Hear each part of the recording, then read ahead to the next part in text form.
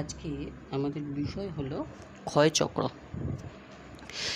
আজকে আমরা মূলত এই চ্যাপ্টার থেকে আমাদের যেটি পড়তে হয় সেটা হচ্ছে ক্ষয়চক্র কাকে বলে, এবং আমাদের এখানে সিলেবাস অনুযায়ী শুধুমাত্র স্বাভাবিক ক্ষয়চক্র এবং আমরা শুষ্কতার ক্ষয়চক্র সম্পর্কে আলোচনা করব। এবং এই যে ক্ষয়চক্রর যে ধারণাটা, এটা ব্যাপক বিভিন্ন ভৌগোলিক এটার সম্পর্কে বিভিন্নভাবে আলোচনা করেছেন।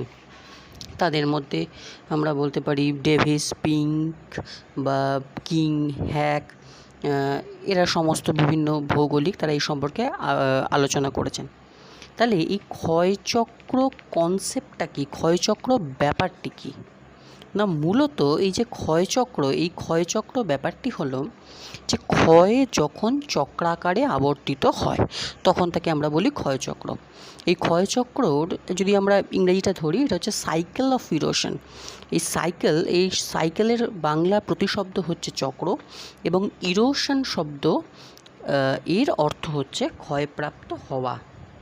মূলত এই ইরোশন শব্দটি মূলত ইরোসাস থেকে উদ্ভূত হয়েছে, যার অর্থ হচ্ছে টু ইট অ্যাওয়ে, অর্থাৎ বা ক্রমে ক্রমে এটা ক্ষয় হয়ে যাওয়া। এবার এখানে যে বিষয়টি আমরা আলোচনা করছি, মূলত ক্ষয় যে চক্রাকারে হচ্ছে, এই কনসেপ্টটা কিন্তু অনেকটা আমাদের এই মানব জীবনের মতোই। যেমন আমাদের মানব জীবনে যৌবন, পরিণত, বার্ধক্য এরকম বিভিন্ন অবস্থা রয়েছে, তেমনি একটা ভূমিরূপেরও কিন্তু এরকম যৌবন, পরিণত, বার্ধক্য এই বিভিন্ন অবস্থা কিন্তু রয়েছে।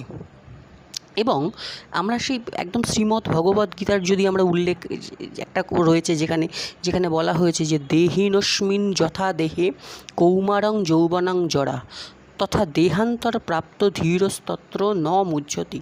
অর্থাৎ একটা জীবদেহে যেমন শৈশব, কৈশোর, যৌবন, বার্ধক্য, জরা, মৃত্যু থাকে, তেমন দেহান্তরের পর তার শক্তির নিত্যতা রূপে অবিনাশী হিসাবে কিন্তু আবার ফিরে আসে নতুন রূপে। আবার হিন্দু পুরাণে আমরা জানি যে ব্রহ্মার যে কোটিকল্প বছর অন্তর অন্তর একটি ব্রহ্মাণ্ডে জীবের আবির্ভাব ঘটে, আর এই কোটিকল্প বছর পর তার লয় ঘটে বা বিনাশ ঘটে। এরূপ সৃষ্টি বা তার বিনাশ অবিরত, মানে এই কনসেপ্ট চলে আসছে কল্প থেকে কল্পান্তরে। বা আমরা যদি ঋগ্বেদ সংহিতার কথা ধরি, সেখানেও কিন্তু সৃষ্টি, ধ্বংস, সৃষ্টি, আবার পুনর্ধ্বংসের ক্রম, এই যে ক্রম আবর্তনকে আমাদের নারায়ণের হাতের চক্র দ্বারা তাত্ত্বিক মূর্তিতে বিশ্লেষিত করা হয়েছে।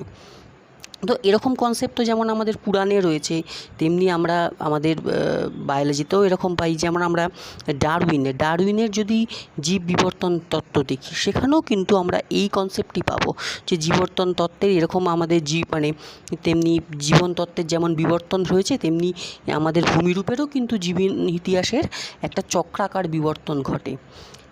মানে আমাদের ভৌগোলিকদের মতে এটা বলা হচ্ছে যে সমুদ্রগর্ভ থেকে কিন্তু নতুন একটা উদ্ভূত ভূমির উত্থান ঘটছে, সেখানে ক্ষয় হচ্ছে, এবং এই ক্ষয় চলতে চলতে চলতে চলতে এক সময় দেখা যাচ্ছে এই যে উত্থান ঘটছে, তারপর দেখা যাচ্ছে যে বিভিন্ন ক্ষয়কারী এজেন্ট যারা রয়েছে তারা এটাকে ক্ষয় করতে করতে করতে করতে করতে এক সময় দেখা যাচ্ছে যে ভূমির কিন্তু অবনমন ঘটছে, এবং ঘটতে ঘটতে তার সমপ্রায় ভূমিতে পরিণত হচ্ছে।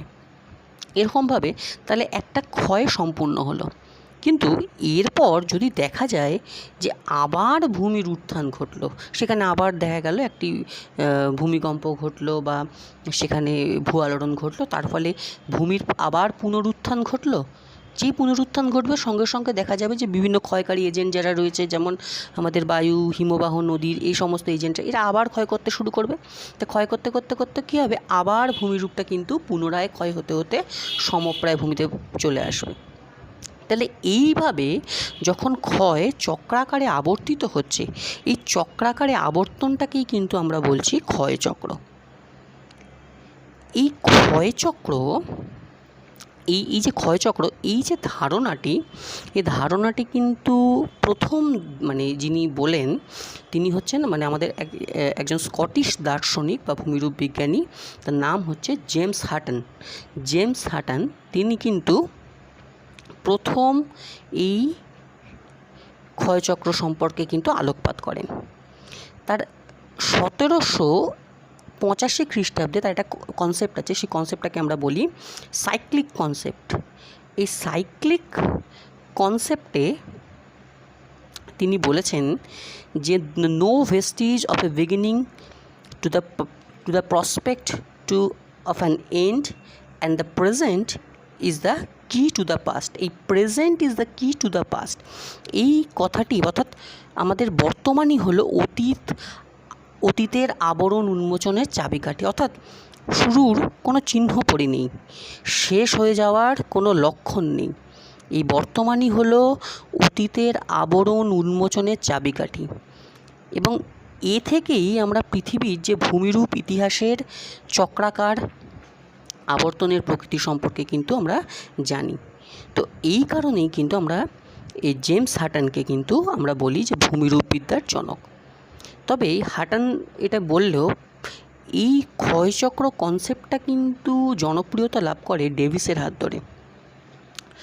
1899 সালে আমেরিকান ভূবিজ্ঞানী উইলিয়াম মরিস ডেভিস তিনি কিন্তু এই কনসেপ্টটাকে নতুনভাবে বলেছেন। তিনি বলেছেন the landscape is a function of A structure, process and stages. অর্থাৎ ডেভিসের মতে কিন্তু আমরা বলতে পারি যে কোনো একটা ভূমিরূপের যে কার্যকারণ সেটা কিন্তু সেখানকার গঠন, প্রক্রিয়া এবং পর্যায়ের ওপর কিন্তু নির্ভরশীল। তো এইভাবেই কিন্তু তিনি ধারণাটা নাম দেন ভৌগোলিক ক্ষয়চক্র, বা আমরা এটাকে ক্ষয়চক্রও বলতে পারি। এবং ডেভিসের ক্ষয়চক্রটা কিন্তু একটা বিশেষ নাম আছে, তার নাম হচ্ছে স্বাভাবিক ক্ষয়চক্র। ডেভিসেরটা হচ্ছে স্বাভাবিক ক্ষয়চক্র। এবং ওই যে ডেভিস যে সময় বলেন 1899, ঠিক ওরকম সময় কিন্তু তখন জীববিজ্ঞানী ডারউইন কিন্তু জীবের বিবর্তন ইতিহাসের কথা বলে তখন কিন্তু পৃথিবীতে একটা বেশ একটা আলোড়ন সৃষ্টি করে ফেলেছিলেন। এবং তারই অজ্ঞাত অনুসারে ডেভিস কিন্তু হয়তো ওই ডারউইনের থিওরিকে হয়তো ফলো করেনি, কিন্তু সে অজ্ঞাতভাবেই কিন্তু তিনি ওই জীবের যেরকম বিবর্তন বলতে বলতে ভূমিরূপের বিবর্তন কিন্তু সেই অজ্ঞাতসারেই কিন্তু ডেভিস করে ফেলেছিলেন। এবং তিনি উল্লেখ করেন landscape has a definite life history during which it shows a series of gradual changes whereby the initial forms pass through a series of the sequential form to an end ultimate form. অর্থাৎ প্রত্যেকটা ভূমিরূপেরই কিন্তু একটা সুনির্দিষ্ট জীবন ইতিহাস রয়েছে, এবং এই জীবনকালের মধ্যে ক্রমিক পর্যায়ে ভূমিরূপের যে নিয়মিত বা পরিবর্তনগুলি প্রকাশ পায়, যে পরিবর্তনগুলি সাধিত হওয়ার ফলে ভূমিরূপের যে আদি রূপ, সেই আদি রূপ কিন্তু অনুভূমিক পর্যায়ের মধ্য দিয়েই কিন্তু শেষ পর্যায়ে পৌঁছায়। বিষয়টা অনেকটা জটিল, কিন্তু আমরা যদি খুব সহজে বলি, আচ্ছা সহজে যদি ব্যাপারটাকে একটুখানি বলি, কনসেপ্ট এই ক্ষয়চক্র বিষয়টা কি না, পাতি যে বিষয়টি সেটা হচ্ছে ক্ষয় যখন চক্রাকারে হচ্ছে তখনই তাকে আমরা বলছি ক্ষয়চক্র। আচ্ছা, দেখা যাচ্ছে যে যে কোনো একটা জায়গায় যে ভূমিরূপ কোনো একটা জায়গায় ভূ আলোড়ন হলো। আচ্ছা, ভূ আলোড়ন যখন হচ্ছে তাহলে ভূ আলোড়ন যেই হলো, তো সেইখানে ভূ আলোড়নের ফলে আমরা জানি যে ভূমির উত্থান ঘটে বা অবনমন ঘটতে পারে। তো দেখা গেল ভূমিকম্পের ফলে কোনো একটা জায়গার ভূ উত্থান ঘটলো, অর্থাৎ দেখা গেল এইভাবে এই জায়গাটা উত্থান ঘটলো। এবার যে এই উত্থান ঘটলে কী হবে, তখন যে সমস্ত ক্ষয়কারী এজেন্ট যারা রয়েছে, যারা ক্ষয় করবে, যেমন দেখা গেল কোনো একজন হয়তো খুব বেশি উঠে গেল, তো দেখা গেল যে তাকে কীভাবে নামানো যায় তা আশেপাশের সব বিভিন্ন লোকেরা চেষ্টা করে। এরকম অনেকটা ক্ষেত্রে হয়, এটা আমরা এটা অত সব জায়গায় ঘটে না, কিন্তু হয় এরকম।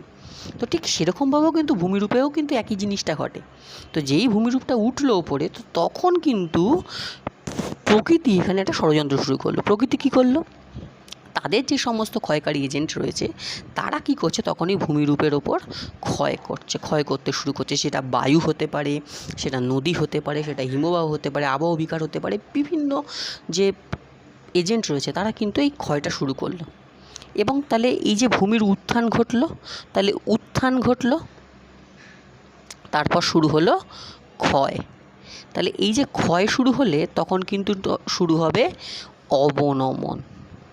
অর্থাৎ ভূমিরূপটা তখন দেখা গেল আস্তে আস্তে ক্ষইতে ক্ষইতে ক্ষইতে ক্ষইতে ক্ষইতে কিন্তু নিচের দিকে নেমে এলো, অর্থাৎ ভূমির অবনমন ঘটলো, অর্থাৎ ভূমিরূপটা ক্ষয় পেল। এবং এই অবনমন ঘটতে ঘটতে ঘটতে ঘটতে একটা সময় এলো যে ভূমিরূপটা কিন্তু প্রায় সমপ্রায় ভূমিতে পরিণত হলো, অর্থাৎ প্রায় সমান হয়ে গেল ক্ষইতে ক্ষইতে। তাহলে এখানে একটা ক্ষয় সম্পূর্ণ হলো। এবার কি হচ্ছে না, পুনরায় দেখা গেল যে পুনরায় কিন্তু আবার ওই স্থানে কিন্তু ভূমিকম্প শুরু হলো। তো যেই পুনরায় ওই স্থানে আবার ভূমিকম্প শুরু হলো, তখন দেখা গেল ভূমিটা কিন্তু আবার পুনরুত্থান ঘটলো। তাহলে এখানে উত্থান, এখন এটাকে আমরা বলবো শুধু উত্থান না বলে বলবো পুনরুত্থান, আবার ভূমির উত্থান ঘটলো। তাহলে আবার যে সমস্ত ক্ষয়কারী এজেন্ট যারা রয়েছে তারা ওখানে কি করছে না, পুনরায় ক্ষয় শুরু করছে। তাহলে ক্ষয় করতে করতে কি হচ্ছে, আবার এখানে ভূমির পুনরায় অবনমন হবে, অবনমন হবে। তাহলে প্রথমে যেটা উত্থান ছিল একটা ক্ষয় সম্পূর্ণ হলো, তাহলে সেকেন্ড ক্ষয় কিন্তু সেখানে আবার মানে আবার ক্ষয় শুরু হলো, আবার কিন্তু অবনমন শুরু হলো, হতে হতে হতে হতে হতে হতে আবার কিন্তু দেখা যাচ্ছে যে সেইটা আবার সমপ্রায় ভূমিতে পরিণত হলো। তাহলে এইভাবে কি হলো, একটা ক্ষয় হচ্ছে আবার ক্ষয় হচ্ছে, আবার দেখা গেল সমপ্রায় ভূমিতে পরিণত হলো, আবার ভূমিকম্প হলো, আবার উত্থান হলো, আবার ক্ষয় হচ্ছে, আবার পুনরায় অবনমন ঘটছে। তাহলে এইভাবে হতে হতে কী হবে না, ক্ষয়টা কিন্তু চক্রাকারে চলছে, ক্রমশ চলেই যাচ্ছে। তাহলে এইভাবে যখন ক্ষয় চক্রাকারে হচ্ছে, তাহলে এই কনসেপ্টটাকেই আমরা বলছি ক্ষয়চক্র। তবে এখানে ব্যাপার রয়েছে, হয়তো ক্ষয়টা হয়তো দেখা যায় যে ক্ষয় কিন্তু সবসময় যে সম্পূর্ণ হয় বা একটা ক্ষয়চক্র যে সম্পূর্ণ হচ্ছে সেটা কিন্তু হয় না অনেক সময়, যেটাকে আমরা সেটা পরবর্তীকালে আমরা আসব, যেটাকে আমরা বলি যে ক্ষয়চক্রে বাধা। ঠিক আছে, তো এইভাবে আমরা বেসিক কনসেপ্ট হচ্ছে এইভাবে ক্ষয়টা চক্রাকারে আবর্তিত হচ্ছে।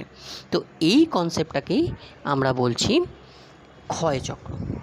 তাহলে ক্ষয়চক্রের যদি আমরা একটা সুনির্দিষ্ট সংজ্ঞা দিই, তাহলে সংজ্ঞা দিলে আমরা বলতে পারি যে ভূ অভ্যন্তরীণ শক্তির প্রভাবে সমুদ্রপৃষ্ঠের ওপর কোনো একটা স্থানে, তাহলে এখানে ভূ অভ্যন্তরীণ শক্তি বলতে আমরা ভূয়ারণ্যের কথা বললাম, তার ফলে কোনো একটা ভূমির উত্থান বা বহির্জাত প্রাকৃতিক শক্তির দ্বারা সেখানে ক্ষয়, ভূমির অবনমন ঘটবে। এরপর যদি আবার পুনরুত্থান, ক্ষয়সাধন এগুলি চক্রাকারে আবর্তিত হয়, তখন ভূভাগ প্রাথমিক অবস্থা থেকে মধ্যবর্তী অবস্থার মধ্যে দিয়ে শেষ অবস্থায় পৌঁছায়। একেই আমরা বলছি, এই প্রাথমিক অবস্থা থেকে মধ্যবর্তী অবস্থার মধ্যে দিয়ে শেষ অবস্থায় পৌঁছানোকেই আমরা বলছি ক্ষয়চক্র।